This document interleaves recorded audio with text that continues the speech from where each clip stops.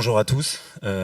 N'hésitez pas à intervenir. En fait, comme on nous a demandé de présenter un projet et qu'on fait jamais ce qu'on nous demande, on s'est dit qu'on allait faire autre chose et plutôt vous parler de ce qui nous a un peu motivés, déjà étudiants, dans la manière de travailler. Et donc, voilà, ce qu'on voulait vous présenter aujourd'hui, c'est un petit peu ce qui nous motive depuis genre 15 ans maintenant et qu'on continue à appliquer au quotidien à l'agence. Donc nous, on est les deux associés de l'agence d'EPM Architecture, Paul Roland et Mathieu Bergeret.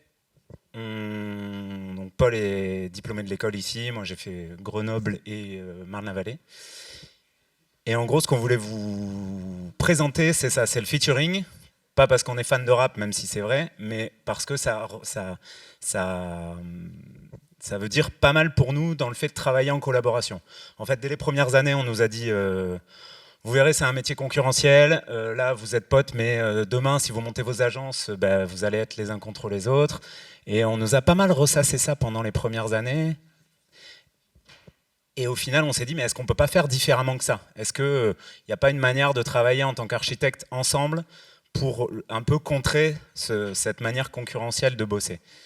Et donc, on a assez vite essayé d'appliquer ça. On s'est retrouvé avec Paul avant même d'être diplômé. Et on avait envie de mettre pas mal d'architectes autour de la table. Et donc, on a commencé, avant le diplôme, à monter une association. Et pour essayer de faire vivre un travail collaboratif comme ça entre architectes. Donc là, interviens quand tu veux. Oui, non, il y a une illustration, celle qui a permis de faire l'affiche, qui est une illustration d'un film de Werner Herzog, Aguirre, qui montre voilà, un groupe de gens complètement seuls sur un radeau, perdus dans la jungle. Et nous, on aimait bien cette image parce que finalement, quand on a été diplômé, on s'est retrouvé un peu comme ça, à se dire, bon, dans quoi on se lance, qu'est-ce que c'est que le bazar? Effectivement, comme le disait Mathieu, on nous a rabâché sur le fait que tous nos potes de l'école, demain, ça serait nos concurrents, on se déchirerait sur des concours, etc. Et nous, on avait un peu de mal avec cette idée-là.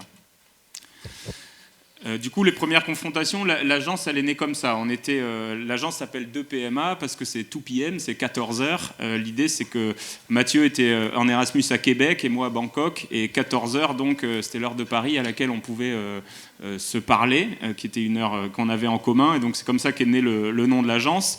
Et déjà, à cette époque-là, on a confronté entre nous deux, on a vu le fossé qu'il y avait à être dans deux écoles différentes, à apprendre le même métier avec des références complètement différentes. Moi, à Bordeaux, j'étais biberonné à Tadao Ando, Alvaro Siza et je ne sais plus qui d'autre. Mathieu, à Marne-la-Vallée, c'était d'autres. Ouais, c'était les Suisses surtout et les Japonais. Ouais. Et du coup, on trouvait fascinant de se dire... Enfin, nous, dans notre idée, on se disait qu'on apprenne la médecine à Lille, à Marseille ou à Strasbourg, on apprend le même métier. Et on s'étonnait de se dire, putain, en archi, c'est pas comme ça que ça se passe en fait. On a des références différentes, des professeurs différents, des potes différents. Et du coup, on s'est dit que ce serait intéressant déjà de confronter un peu ça entre nous, de se dire qu'est-ce que ça veut dire qu'avoir des enseignements différents. Et du coup, l'année suivante de notre Erasmus, donc ça c'était 2008, donc c'est pas tout jeune. C'est l'année du diplôme. Ouais. C'est l'année du diplôme, exactement. On s'est dit, il faudrait organiser un workshop où on confronte tout ça, tous les enseignements qu'on a tous eus. Et comme on rentrait tous d'Erasmus, ça a été assez facile à monter, puisqu'on avait tous des potes d'un peu partout. On avait des potes qui avaient fait l'Erasmus en Hollande, donc ils nous a monté une équipe de Rotterdam. On en avait à Madrid qui avait monté une équipe de Madrid. Enfin, ça s'est fait assez facilement, puisque tout le monde rentrait de l'étranger, donc tout le monde avait des potes partout. C'était l'année de Facebook, donc on avait tous gardé des contacts assez faciles avec... Et MySpace. On faisait ça sur MySpace. Vous connaissez MySpace? Non. Et donc, premier workshop, 5 jours après notre diplôme, donc on a passé notre diplôme en 2008, et 5 jours après avoir validé le diplôme, on se retrouvait tous ensemble dans la salle de la Renaissance à Bordeaux, là, qui nous était prêtée par la ville de Bordeaux, à faire du projet d'archi avec un mot d'ordre principal, zéro concurrence. Donc, aucun site identique, chaque équipe avait un site différent, et l'objectif, c'était vraiment l'échange et confronter les idées. Donc ça, on l'a mis en place hyper vite, c'était on n'est pas en concurrence. Donc effectivement, il y avait 7 équipes, c'est pour ça que ça s'appelait le 7 Workshop, 7 équipes, 7 sites, et la première thématique, c'était autour de la Garonne, et donc on avait 7 sites qui étaient plus ou moins reliés à la Garonne, ou qui touchaient physiquement la Garonne, pour avoir des approches complémentaires, qu'on puisse comparer mais sans se dire il y a tel projet qui est mieux que l'autre.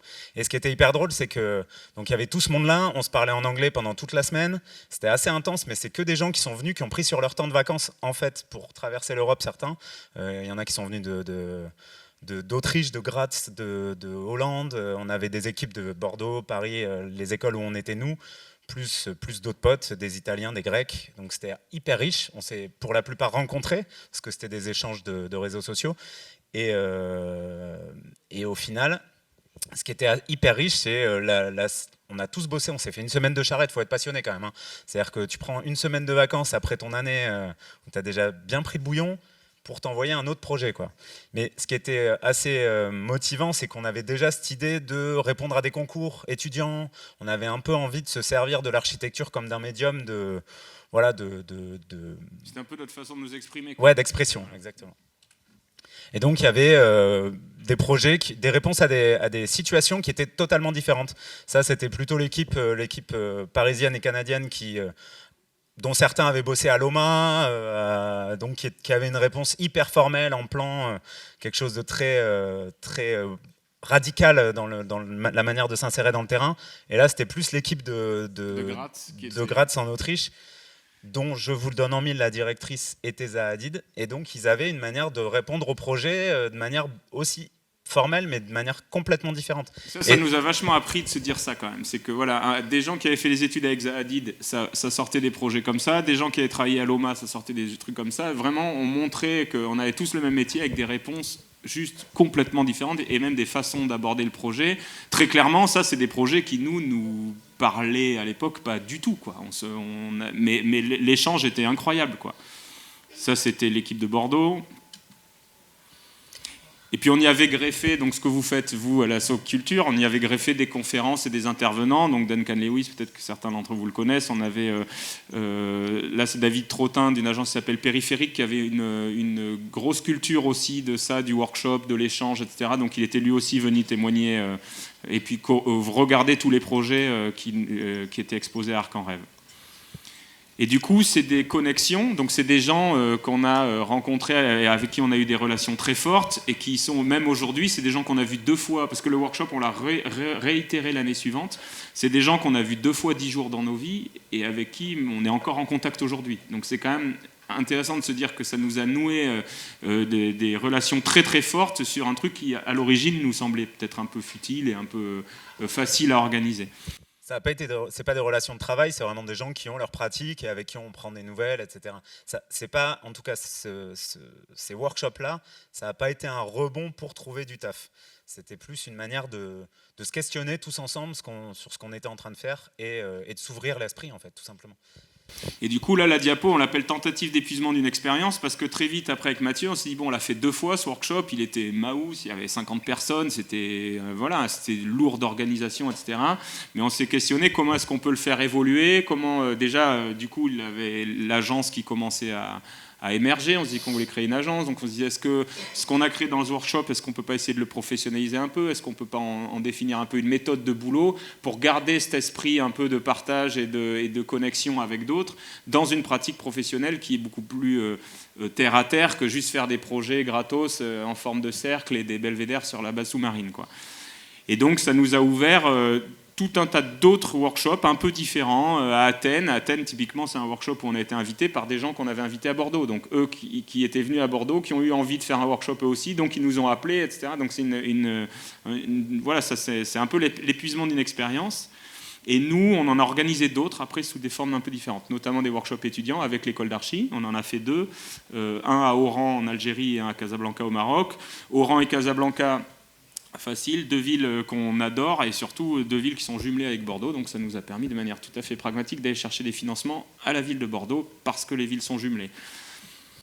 Et les autres, à chaque fois, c'était sur fonds propres. Là, quand on a invité pour faire un workshop de réemploi, intervenir sur une maison en Grèce, c'était, on y allait à nos frais. Tous ceux qui sont venus à Bordeaux sont aussi venus à leurs frais, à part les professionnels qui étaient invités à donner une conférence qu'on se démerdait à défrayer.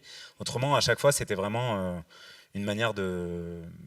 c'était un investissement un peu fou, quoi. Là, ici, Bon, ça a fait émerger. En fait, ce qui est fou, c'est que le fait de faire ces trucs-là, de se bouger, d'aller rencontrer du monde, ça a fait émerger des considérations, des sujets un peu théoriques qui sont des choses qu'on manie encore aujourd'hui, quoi.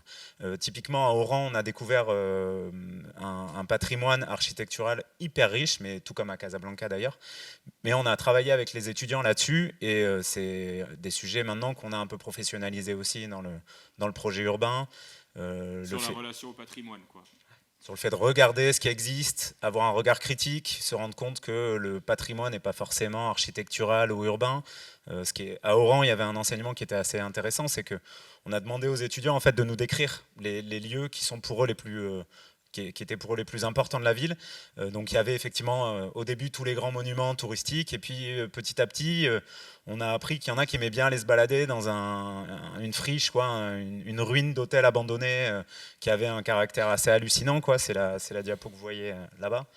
Un hôtel qui avait été démarré et jamais fini. Et puis il y avait aussi tout le patrimoine immatériel, c'est-à-dire les cafés, notamment un café à Oran qui était le seul qui autorisait la mixité.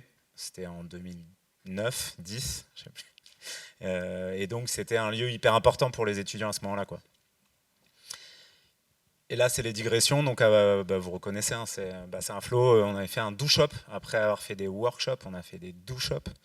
Et en fait, voilà, c'était une manière d'intervenir dans l'espace public pour essayer de raconter des histoires sur l'appropriation. Donc, dessiner des lignes, aller poser une échelle de piscine au bord des quais pour donner la sensation que tout ça était appropriable. Voilà, c'était des petites interventions qui... Donc ça, c'était le workshop de Casablanca, plus classique avec les étudiants. On vous passe sur le sujet les sujets qu'on faisait émerger. C'est plus la démarche, nous, qui nous importait et ce qu'on voulait vous présenter aujourd'hui.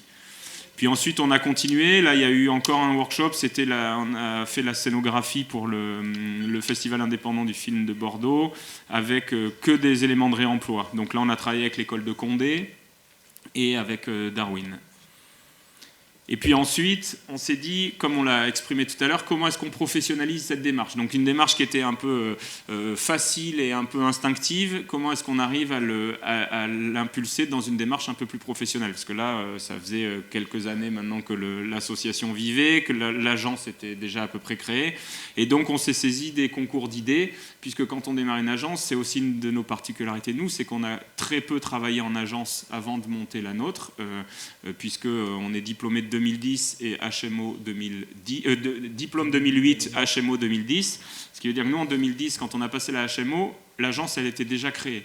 Donc, on avait très peu d'expérience. Donc, on s'est heurté au fait de comment est-ce qu'on démarre une agence quand on n'a pas des parents architectes, qu'on n'a pas de book, qu'on n'a pas, quand on dit c'est le syndrome de la boîte de nuit, on n'a pas le droit on ne rentre que quand on est habitué, mais si on rentre jamais, on n'est jamais habitué. Donc, voilà, c'est un peu le serpent qui se mord la queue. Donc, on s'est saisi des concours d'idées classiques, les Europans, que j'imagine que vous connaissez.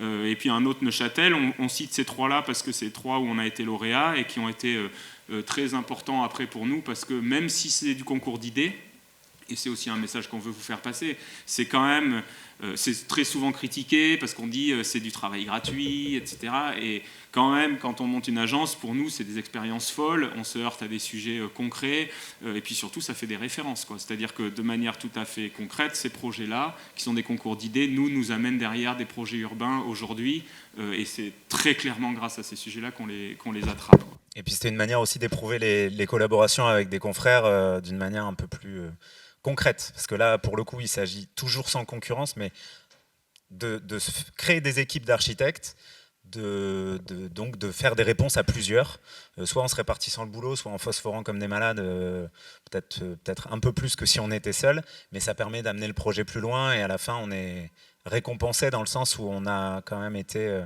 lauréat sur un et runner-up. Sur ces projets-là, tout le temps associé à d'autres agences. Donc là, je passe vite sur les projets. Et donc, encore une fois, toujours dans la même logique de se dire qu'est-ce que la collaboration avec des confrères peut apporter au projet et en quoi on peut en faire, nous, à l'agence, un discours, une méthode qui nous est propre et qui, on l'espère, nous différencie aussi un peu des autres agences, quoi. C'est-à-dire qu'on voulait l'amener vraiment comme de la méthode. Du coup, elle a pris sens assez vite sur 2 sujets, ce qu'on a appelé le micro-urbanisme et l'urbanisme, et les projets participatifs. Ce sont 2 thématiques dans lesquelles très rapidement on a compris que collaborer avec d'autres pouvait s'avérer très très riche et logique.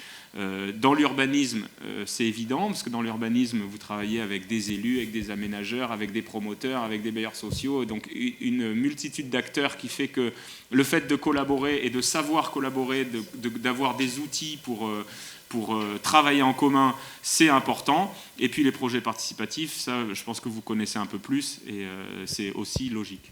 Mais ça s'est fait dans un ordre, en fait, on va parler de celui-là, mais ça s'est fait dans un ordre qu'on n'avait pas pressenti. On n'a pas théorisé la manière de faire. Hein.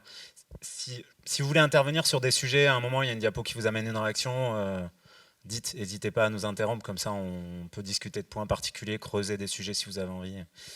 Donc ça, typiquement, on a fait le workshop, on a fait des concours, on a déjà l'habitude de travailler avec des potes, avant de dire des confrères, et là, c'est le premier sujet en fait où on répond à un appel d'offres. On n'avait quasiment pas de projet de logement collectif, on ne connaissait pas vraiment le processus, comment on fait pour accéder à la commande. Et en fait, on continuait à répondre à un appel d'offres comme ça avec des copains qui avaient des petites agences. Et donc, typiquement, là, il y a 80 logements à Bègle à l'époque, on répond à 3 agences avec VAM et Guillaume Ramillien, des agences. Et non, il n'y avait pas tous les proviseurs au début. Et en fait, on répond à 3 petites agences en disant, voilà, nous, notre processus, c'est de travailler ensemble. On se met à plusieurs pour faire différemment. En fait, il y avait même une logique de décroissance. On se dit, on va pas faire 80 logements à une agence, on fait 80 logements à 3 agences. Comme ça, on en fait moins, mais mieux. Et donc ça, on répondait aux appels d'offres en présentant notre démarche de projet comme ça. C'est vraiment une façon de se singulariser, c'est ça qu'il faut comprendre. C'est quand vous n'avez pas de référence au début, il faut accrocher les projets. Donc la logique de n'importe quelle agence, c'est d'accrocher les projets avec des références. Nous, les références, on n'en avait pas. Donc on se disait, il faut impérativement trouver un autre biais pour faire envie à nos maîtres d'ouvrage de venir nous sélectionner à nous, parce qu'objectivement, on n'a pas de référence. Et donc c'est passé par ce cadre-là, de dire, on vous amène une méthodologie différente, c'est ce qu'on a appelé le micro-urbanisme, c'est qu'au lieu de tartiner 80 logements, nous, on se les sépare, on va travailler à 3 agences, on va faire un plan masse commun, on va s'interroger sur des outils de projet commun, une forme de fenêtre, un matériau de façade, enfin des choses comme ça, pour faire émerger à la fois un projet qui a du sens en tout, mais aussi qui a plein de singularités. Voilà. C'est aussi des prétextes pour se retrouver avec des potes qui sont à Paris, etc. Et c'est aussi trouver vous le verrez quand vous bosserez pour vous ou ailleurs, mais on cherche des moments comme ça en fait. Et le projet, c'est du prétexte à ça. Et au final, ce qui s'est passé, c'est qu'il y a une consultation, on a été retenu, mais on était plusieurs archis en concurrence. Et on avait en fait, dans la liste d'architectes qui étaient retenus, il y avait aussi l'atelier provisoire, avec qui on n'avait pas travaillé encore, qui était venu à notre invitation faire une conférence dans le cadre des workshops. Et en fait, on s'est parlé et on s'est dit, pourquoi on ne le ferait pas tous ensemble, ce truc, en fait. Et donc, on s'est retrouvé à 4 agences pour faire 80 logements. Et ce truc-là était hyper riche. Donc, pour ceux qui connaissent, ça, c'est le jardin de l'agence de l'atelier provisoire. Et on s'est retrouvé à discuter, y compris avec la maîtrise d'ouvrage. Le monsieur que vous voyez là, c'est Adrien Gros d'Aquitanis, qui était aménageur de la ZAC des Sécheries là à Bègle. Et donc on se retrouve, nous, ces moments-là, c'est ce qui nous motive. C'est le moment où on se retrouve entre architectes, à éprouver des solutions, à tester des trucs en maquette, à partager, à donner des points de vue. Et au final, souvent dans l'idée de se mettre d'accord, parce que c'est pas parce qu'on est nombreux qu'on va faire des architectures qui gesticulent, où on va tous essayer de se singulariser. Au contraire, on essaye à chaque fois de proposer des solutions d'apaisement, quoi. Plutôt des choses uniformes, comme disait Paul, ça va être des teintes, des modes constructifs, une fenêtre même pour tout le monde. On cherche des choses en tout cas qui évitent l'effet bâtiment qu'on retrouve trop souvent chez les archis. Et donc, Après, et ces démarches de projet, en fait, là, ce projet des sécheries, il est fondateur dans le sens où on s'est vraiment retrouvé pour pas beaucoup de logements au final. Et c'est un truc finalement qu'on a tellement apprécié qu'on a reproposé systématiquement. Et c'est quelque chose qui maintenant nous amène sur des sujets encore différents. C'est-à-dire que le fait de travailler à plusieurs agences, pour les maîtrises d'ouvrage, c'est souvent vu comme quelque chose de compliqué. Qui nous disent non, mais vous les archives, vous répartissez les honoraires comme vous voulez, mais on veut un interlocuteur. Voilà, il faut qu'il y ait. Ils voyaient ça en tout cas comme quelque chose de potentiellement difficile à gérer. Alors qu'il y a une vraie richesse à le faire comme ça, quoi. Et puis ça génère du coup des collaborations. Donc là, c'est un autre projet encore avec Aquitanis, le même maître d'ouvrage, avec Atelier Provisoire, les architectes avec qui on a travaillé sur le projet précédent. Donc ça crée des liens et surtout ça permet derrière évidemment de continuer à rentrer des projets différents et on considère, nous, que c'est la collaboration qui nous amène ça. C'est le fait de travailler avec d'autres. Là, je passe vite, c'est tout ce qu'on va pas rentrer dans le fond du projet, mais là, c'était une préfiguration architecturale. Là, on a fait un workshop de 2 jours à Loupiac. Il y avait Philippe Madec qui avait fait un projet urbain, un plan masse, et nous, on était missionnés par Aquitanis pour imaginer la tête que ça pourrait prendre en architecture. Et donc, on a passé 2 jours à Loupiac, à loger chez l'habitant, à discuter avec eux sur qu'est-ce que c'est que leur identité à Loupiac, qu'est-ce qui fait village, etc., etc. Faut quand même avoir vachement envie de tchatcher, hein. Je vous dis, tout ce qu'on vous présente là, c'est des heures de blabla, beaucoup d'apéros, mais c'est aussi l'intérêt, quoi. C'est-à-dire que si on est tous dans nos agences à produire des trucs qui finissent par se ressembler à la fin, on se réinterroge pas vraiment. Dès qu'on se met avec d'autres archis, ça bouscule. C'est parfois pas cool, hein, mais c'est aussi ce qui fait qu'on se réinvente un peu et puis qu'on arrive à comprendre des démarches différentes. Et franchement, c'est quand même super stimulant, quoi. Puis, du coup, ça fait émerger un truc qui nous tient quand même beaucoup à cœur aussi, c'est que l'architecture, c'est pas que le projet comme on l'entend et comme on l'apprend à l'école. C'est-à-dire, bien sûr, l'architecture, c'est la spatialisation de programmes, c'est faire des beaux espaces, c'est réfléchir à des modes constructifs intelligents, c'est respecter une économie, etc. Tout ça, on le nie pas, bien au contraire, mais on pense que c'est aussi tout ce qu'il y a à côté. C'est le projet, il est générateur d'identité, il faut que les gens se l'approprient, l'acceptent. Enfin, on pense que ça va beaucoup plus loin que juste dessiner voilà, un bel espace. Il faut savoir communiquer son projet, le raconter, etc. Et ça, c'est aussi le projet urbain qui nous l'a permis. Et là, on peut vous évoquer rapidement un projet qu'on mène à Biganos, donc qui est une ville sur le bassin Arcachon, au fond du bassin Arcachon. C'est un des premiers villages du bassin Arcachon qu'on rencontre quand on vient de Bordeaux. Où, on la sent plus qu'on la voit, d'ailleurs. On la sent plus qu'on la voit, parce qu'il y a l'usine de pâte à papier qui sent pas très bon. Et là, on a travaillé sur la question de la matière avec la brique. Et c'est pour montrer aussi que là, on a aussi fait un pas de côté. C'est-à-dire que, je vous passe les détails, mais ce qui a émergé dans ce projet-là, c'est clairement une matière. Voilà. Et en fait, on s'est aperçu que la matière, elle était, donc en l'occurrence la terre crue, elle était très importante parce qu'elle a des enjeux écologiques, etc., donc, que je ne vais pas vous raconter. Mais surtout, un point qui nous a marqué, c'est qu'on a trouvé, à travers la terre et l'argile, un sujet d'appropriation de la part des habitants. C'est-à-dire que tout de suite, les habitants, quand on a commencé à parler de ça, quand on a parlé des briqueteries qui existaient avant à Biganos, qui ont disparu depuis, etc., on s'est rendu compte que les habitants, ça leur parlait et ont touché quelque chose qui était spécifique à leur territoire, et tout de suite les gens se l'appropriaient, ils étaient contents qu'on parle de ça, et aujourd'hui on se retrouve à construire 850 logements, enfin pas nous, on est urbanistes, donc la ZAC, il y a 850 logements, donc plein d'archis qui viennent travailler sur la ZAC. C'est un projet qui est très fortement accepté de la part des habitants parce que très rapidement ils se sont saisis de cette question de la matière. Et en fait, c'est ça que j'essayais d'expliquer juste avant, c'est qu'on a essayé de donner du sens au projet. Et du coup, les débats ne se réduisaient pas avec les habitants à « voilà, on va vous mettre 850 logements dans votre village, en gros, ça va être juste plus de voitures, plus de poubelles, plus d'emmerdements ».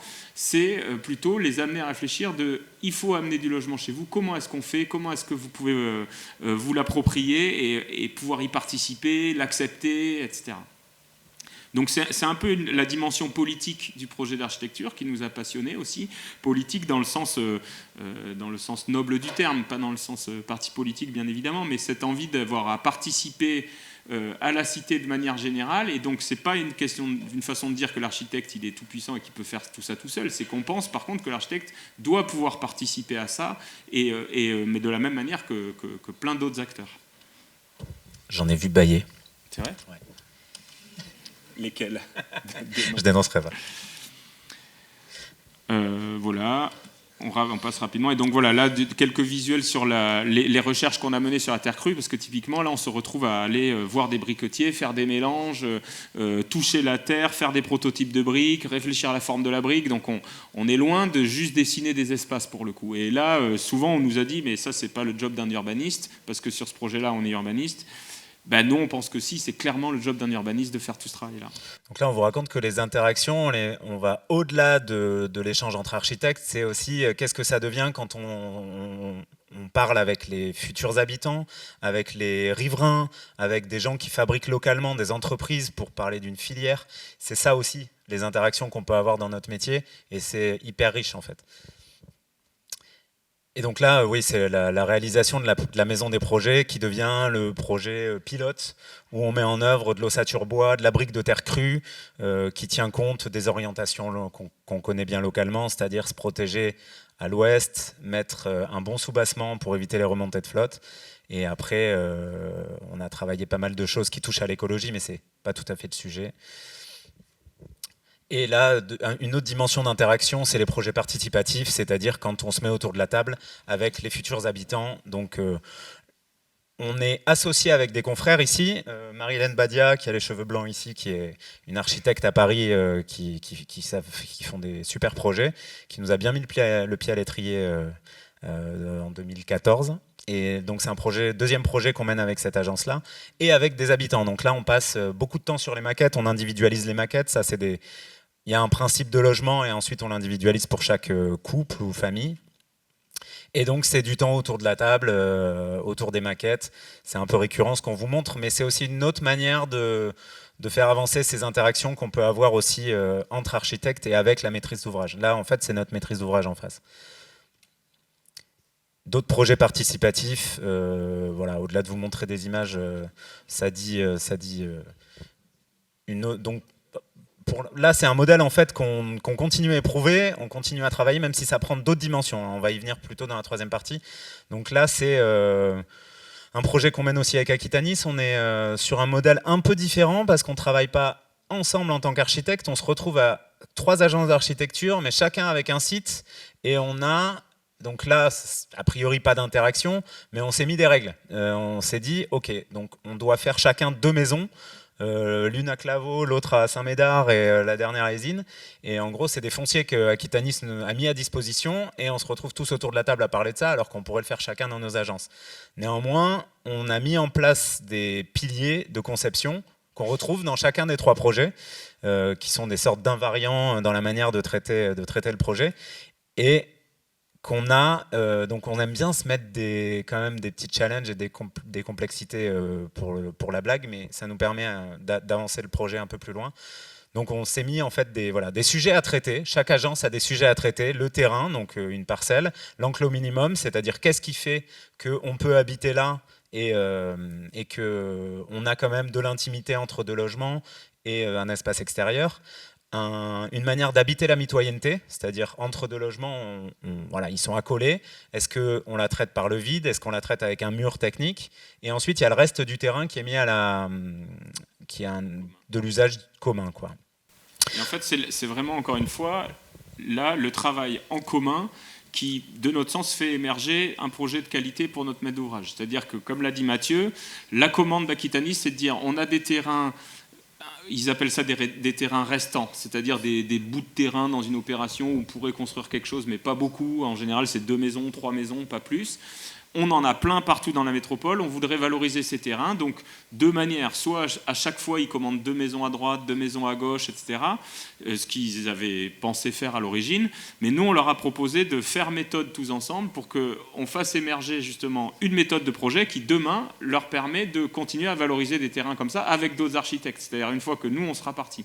Et donc, c'est, encore une fois, le travail en groupe et la collaboration avec des confrères qui fait émerger un projet qui, de notre point de vue, est plus consistant que si on avait juste chacun fait notre projet dans notre coin. Ouais, en gros, on aime bien se surprendre. Alors, le groupe fait émerger des trucs et ça nous permet d'aller plus loin et on n'imaginait pas une seconde arriver à une architecture ou à des réponses comme ça, quoi.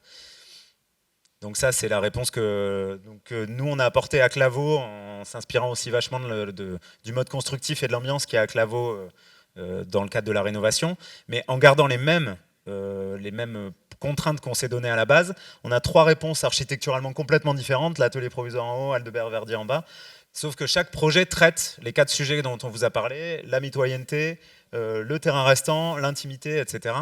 Et donc chacun répond parfaitement au truc, sauf que ça permet quand même une liberté d'interprétation énorme.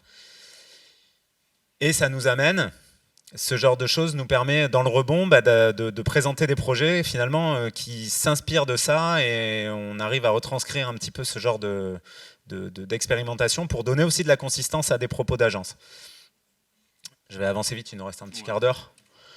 Voilà, et donc ça, c'est des choses qu'on mène avec Emmaüs, le projet que vous avez vu avant, celui-là aussi, mais en fait, dans lequel on a insufflé les mêmes manières de traiter la mitoyenneté. C'est que des petits projets de logement dans lesquels on a amené les questions qu'on avait développées avec Atelier Provisoire Aldebert-Verdier, et qu'on repropose sur des petits projets comme ça. Et donc c'est une façon aussi d'asseoir un peu plus, nous, notre postulat d'agence. C'est aussi ça qu'il faut se dire, c'est que toutes les méthodes qu'on fait émerger dans le projet pour nos maîtres d'ouvrage, ils permettent aussi à nous de se forger un discours et de faire qu'un projet peut faire réagir un autre, etc. En fait, c'est comme ça, on pense que c'est comme ça qu'émerge une posture d'agence et des valeurs, des choix, des envies, etc. Toujours avec des projets avec Emmaüs, on passe vite parce qu'il y en a beaucoup.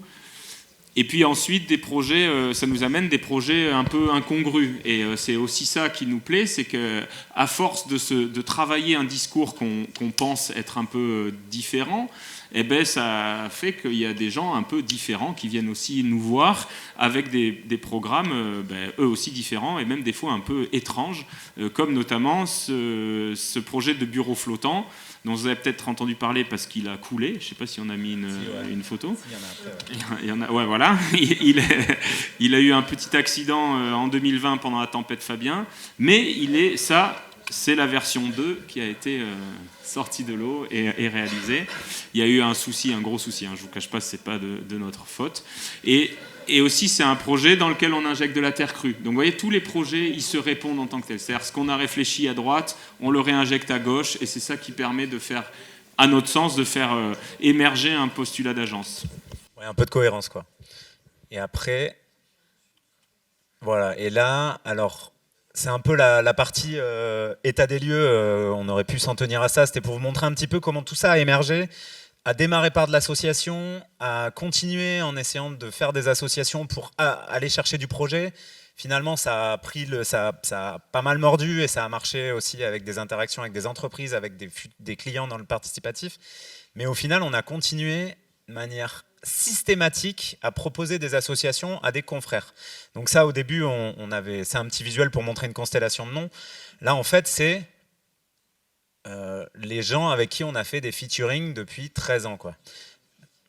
Donc il y a des gens avec qui on a fait des projets qui sont finis, genre Badia Berger, Atelier Pro, des gens avec qui on a des projets en cours, des gens avec qui on a fait des concours qu'on a perdus, beaucoup, mais pour nous c'est ça qui est hyper intéressant, c'est qu'en fait ils sont pas tous devenus des potes, mais la plupart, et si c'est pas des copains, c'est aussi des gens avec qui on a eu des échanges hyper intéressants. Et c'est ce qui nous a rassurés. En fait, le fait de faire ça en sortant de l'école, ça nous a fait dire qu'on faisait un métier qui était hyper solidaire, en réalité, et qui continue à être curieux. C'est primordial, quoi. C'est-à-dire que là, maintenant, on fait beaucoup de logements, nous, de notre côté, et on n'est pas encore lassé de ça. On continue à répondre à des appels d'offres avec des gens qu'on apprécie, des gens qui viennent nous chercher maintenant. C'est vrai que là, ça se retourne un petit peu aussi. Et c'est toujours hyper stimulant. Donc voilà, après des associations qui se sont faites, on a essayé de regarder un petit peu géographiquement, beaucoup à Bordeaux. On a la chance d'avoir une agence à Rennes depuis quelques années maintenant, donc on multiplie les associations Pays de Loire, Bretagne, et aussi pas mal à Paris depuis pas très longtemps, et Toulouse. Et donc voilà, après là en fait cette partie elle est intéressante parce que c'est une manière de faire un retour critique aussi sur toutes ces associations, parce qu'on vous dit que bosser entre architectes c'est super, mais pas toujours en fait. Et donc c'est aussi pas mal de vous raconter comment ça s'est passé. Donc on a pris quelques projets comme ça pour vous faire un retour critique en fait. Voilà. Parce qu'il y a eu plusieurs types d'associations. Il y a celle qu'on est allé chercher, voilà, cette première opération, elle arrive à l'agence en 2013 en fait, en appel d'offres. C'est celle qui est derrière, la blanche. Ouais, c'est pas le monsieur qui tire son store, ouais. C'est celle qui est en béton derrière, là, avec les carrés tous de la même taille. C'est 2013, l'agence elle a 3 ans, et on reçoit un coup de fil de l'agence Badia Berger, chez qui on n'a jamais bossé, qu'on n'a pas eu en prof, qu'on connaît de nom. Mais en fait, c'est une jeune architecte qui bossait là-bas, qui connaissait notre boulot par les Europans, et qui s'était retrouvée aux appels d'offres en fait pour passer son été. Ils n'avaient pas de concours à ce moment-là, et elle faisait les appels d'offres à l'agence. Ils voient passer un appel d'offres de 80 logements à Bordeaux, ils se disent pourquoi pas, et en fait c'est elle qui nous propose. Limite les patrons n'étaient pas au courant en fait. Et donc on répond à ce truc, on dit bah super, personne d'autre nous avait sollicité, on se dit bah ouais, allons-y quoi. Et on gagne ce truc en fait, parce que Badia Berger c'est une agence qui a de l'expérience, parce que nous on est sur place. Et en fait, on rentre notre première opération de logement par hasard total, parce que cette nana-là connaissait notre boulot. Même elle, on la connaissait pas, c'était pas une copine, quoi. Et donc voilà, notre première opération de 80 logements, elle rentre comme ça. Il a fallu qu'on fasse nos preuves. Marie-Hélène Badia, elle nous découvre un petit peu. Ouais, on a gagné un projet à Bordeaux, mais c'est qui eux? Et donc, en fait, il a fallu négocier nos premiers zonos, parler collaboration, logiciel, comment on va bosser ensemble. Ils sont sur Archicad à l'époque, nous on est encore en AutoCAD SketchUp, donc on passe sur Archicad quasiment à ce moment-là, enfin vraiment plus tard, mais là on commence à s'y mettre. Et donc voilà, c'est une manière de trouver de la légitimité, comprendre comment on négocie des zonos avec des confrères. Donc ça, c'était une première étape un peu dure, quoi. Ouais. On avance là. À un concours où on s'associe avec des gens de notre génération pour répondre on est retenu à concourir, on perd. Et après on continue quelques concours étudiants en Suisse. Et arrivé ce qui devait arriver, c'est-à-dire qu'on a aussi, donc on vous montre ça, c'est un peu les derniers trucs. Ici, on est maître d'œuvre d'Exé, c'est-à-dire qu'on se retrouve maintenant à faire du suivi de chantier pour des architectes des projets dont on n'a pas dessiné les logements. Donc là, c'est un projet de Nicolas Raymond, un architecte parisien qui a gagné ça à Bordeaux et qui n'avait pas envie de suivre le chantier, donc on se retrouve à suivre son chantier. Donc ça montre que même des envies de collaboration nous amènent sur des terrains qui, en général, les architectes ne vont pas. Aujourd'hui, suivre un chantier dont on n'a pas dessiné le projet, pour des architectes, c'est pas forcément évident, parce que vous aurez noté qu'on est dans un métier où il y a un certain ego, et donc accepter de suivre un chantier dont on n'a pas fait le dessin, voilà. Et puis il y a des collaborations fantastiques. Là, c'est un projet qu'on a livré récemment au Grand Parc avec Atelier Provisoire. Donc c'est une agence avec qui on s'associe beaucoup parce qu'il y a une manière hyper apaisée de travailler ensemble, il y a une grande écoute et ça permet aussi de pousser les projets plus loin. Et il y a aussi,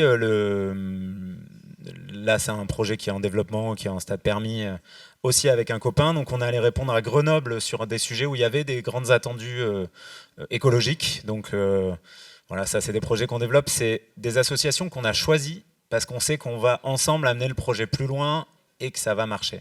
Et il y a aussi des associations qu'on n'a pas choisies. On est mariés. Et on a été mariés. Mais ça s'est bien passé. Pas de force, mais si parfois on nous a proposé des associations, c'est-à-dire que ça nous arrive de faire des oraux, d'être auditionné en gros sans concours ni rien, juste pour dire qu'on est intéressé par un sujet. Et les maîtres d'ouvrage disent ah mais eux il y a des sujets qui font émerger dans leur présentation qui sont intéressants, mais aussi peut-être que ça pourrait matcher. Donc c'est un peu du speed dating quoi. Et donc là c'est le revers de la médaille, c'est que on choisit l'association au début et ça devient un espèce de truc, une étiquette qui est notre faire-valoir, entre guillemets, le featuring. Et donc, au final, maintenant, on nous propose systématiquement des assos, même quand on n'a pas envie. Donc là, c'est drôle. C'est un projet qui est en cours de chantier là, à Armagnac avec Moon Safari. Donc là, on avait répondu ensemble. C'est un concours pour lequel on avait répondu ensemble. Et ici, c'est exactement la situation que je vous expliquais. C'est qu'on a été auditionné. De notre côté, il y a une autre agence, Archi5, qu'on connaissait pas du tout, qui a été auditionnée. Et à la fin, ils nous disent est-ce que ça vous dit de bosser avec ces gens? On va voir leur site web en 2 secondes, parce qu'en gros, ils nous invitent à bouffer 2 heures après, pour qu'on fasse connaissance. Et on fait ouais. En fait, c'est quoi? C'est soit on dit oui, soit on fait pas le projet, quoi. Et donc, au final, on l'a tenté. Et en fait, grand bien nous a pris parce qu'ils sont adorables, parce qu'il y a une grande qualité d'écoute, parce qu'au final, voilà, il y a des associations, même si elles sont pas voulues, qui sont hyper enrichissantes, quoi. Bon, et puis voilà, et puis les JO, enfin. On vous dit merci. On espère que ça vous a plu. En fait, on a pris un peu un contre-pied. Vous aurez noté. On s'est dit que c'était pas forcément très intéressant de vous parler de projets. Si vous voulez les voir en détail, vous avez notre site web. Vous pouvez nous appeler. On voulait pas vous décrire des projets en vous disant à droite la cuisine, à gauche la salle à manger. On avait plutôt envie de vous partager voilà, notre méthode de boulot et puis surtout comment on s'est fait entre l'école et maintenant. Voilà. La gloire.